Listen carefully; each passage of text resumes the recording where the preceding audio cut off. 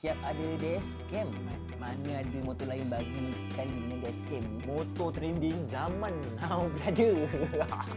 Avita Nova 250. Pesaing dia yang jenama mewah-mewah tu, aku rasa tak ikut sekali kamera ni. Dia tak bagi benda ni, kena pasang sendiri. Harga dia dekat pasaran dalam 15 something macam tu lah. Harga mula dia pun dalam lebih kurang 14 something. Macam tu lah lebih kurang. Tapi tengok paket lah. Ada jual 17, ada jual 18. Harga bukan soal dia. Itu nombor 2. ABS depan belakang, traction control, TPMS sensor angin tayar, smart key system. Dapat 2 kunci tau. Dia punya meter ni besar, 7 inci. Mana ada orang nak bagi 7 inci? Ada siang, ada malam lagi tau. Kalau kau tanya aku sekarang berbaloi ke tak beli motor ni, memang berbaloi lah Mat. Berbaloi sangat. Dengan motor ni, kita boleh buat banyak gaya Mat. Gaya butuh keunggulan. Ada terasa macam nak beli tak? Kalau nak beli, PM nombor ni.